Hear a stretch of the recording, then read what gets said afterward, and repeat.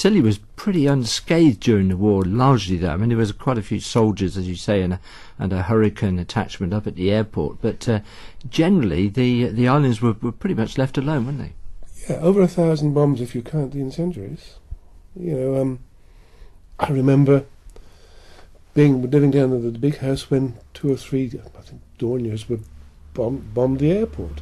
And they were flying, I don't know, at 500 or 600 feet across. And Father had a Morser 2-2. And a friend of ours, who was a fighter pilot called Jack Routley, Fleet Air Arm pilot, was on leave. It was before the air raid shelters were built.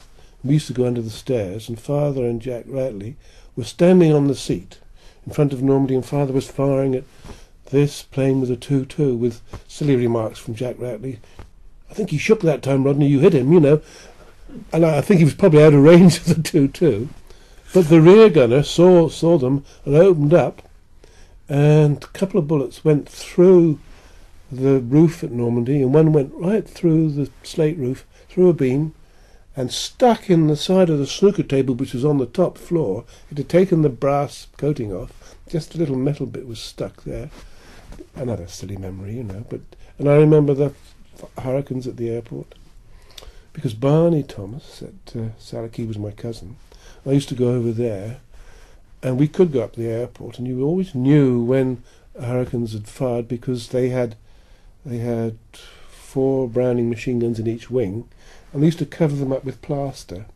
And if a hurricane came back with bits of plaster flapping, you knew he'd fired his guns. You could ask David Rogers about that, because he must have, before he crashed down to the Bishop, he must have fired a few times, I think, and probably afterwards, thankfully. Yeah. Yeah. Yes, indeed. So the end of the war came, and you came back to Scilly after school and carried on farming, and eventually took over the farm from your father. Yeah, he was, you know, we were, apart from having a father-son relationship, we had a pretty friendly relationship as well, and from working for a pittance for a few years, all of a sudden he made me a partner and let me really run the affairs. And that takes a bit of doing when you've been a good farmer yourself, to allow, you know, a son in his early 20s to take over, really do what he wanted to do. And I applaud him for that, because I have seen fathers who just don't let their sons take over, and it's a pain in the arse for the son anyway. Yes, indeed, yeah. Yeah. So, but gradually, well, now you're retired now, Barnsley, but the profitability of farming actually declined slowly, didn't it, from the Second War onwards? Dreadfully so, and I don't know whether you can put an absolute date on it. It's just become more difficult to farm, not just here, but on the mainland. I mean, if you look at the local news, and the Cornish cauliflower, or what we call broccoli, Cornish broccoli growers have great difficulty. I don't really understand why. I have lots of theories and can get a bit angry about it, but remembering the happy times, my friends on the mainland tend to be in the farming community, because from my 3 years playing rugby in Penzance, a lot of them were farmers, and I gravitated towards them, being a farmer myself. And indeed, they asked me at one stage. I chaired a meeting at, where was that? At some town hall for all the Cornish early potato growers. John Knott was our MP then, and there were 300 or 400 turned up, and I think they all thought, who's that chap on the platform chairing this meeting? But I remembered I'd worked hard, and I sent about 8 or 9 tons of potatoes away on the boat, and they sold for £18 a ton on Penzance Quay, and the freight was £14. So see how much money I lost on that. And John Knott he brought down another MP. And I always remember, what's Heseltine called? That long-haired twit of an MP who had been Minister of Agriculture 2 or 3 years previously, and he'd said, farmers don't need grants, they need to take their coats off and work a bit harder. And I quoted him to all these farmers, saying, we were told to take our coats off and work a bit harder, which we've done, and look at the result.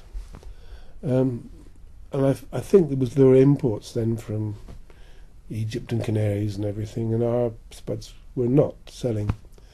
It happens, and I don't know when the definitive decline of horticulture happened, and I'm so pleased that there are one or two people over here persevering. They've had to get bigger. I mean, Keith and Keith Hale and Robert have got bigger, and Seaways have got bigger. Andrew's lucky to have a very good farm manager in Dalby, and I just wish the small farms still were viable, and it would help if there was an abattoir and we could have a few more bullocks over here. Not the dreadful grazing of the headlands by the ANOB, and that's another thing I could expand on, but what a mess and a ruination of the downs they're making. What about the impact of income tax when that was introduced in? I think it was 53, wasn't it? 54. 54. Rab Butler, the bald-headed evil man. That was the year that Father made me a partner in the business, and 3 months after I'd been made a partner, we had income tax introduced. And did Clive tell you the story about his father going up to Garth and Mumford, and was chairman of the council? So a delegation was sent to number 11 Downing Street to see Rab Butler. And they were very politely received. And Bucks Mumford, who was chairman of the council, who was the first person talked to by Rab Butler, who said, "Mr. Mumford, I understand that you're the local tobacconist and newsagent in the islands." And Tregarthen said yes. He said, "Mr. Mumford, what is the percentage, as a matter of interest, of packets of 20 cigarettes compared to the packets of 10 that you sell?" And Tregarthen said, "Oh, we don't sell many 10s, and just about all 20s.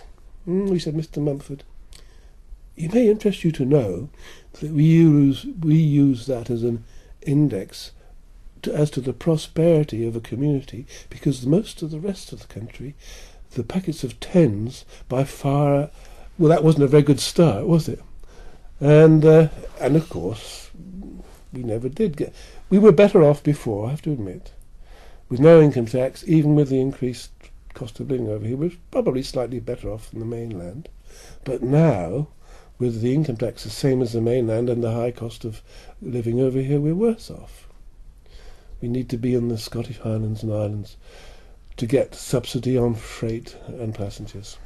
And of course I remember the day that road tax was introduced as well, and I think you were quite forceful in your opposition to that at the time.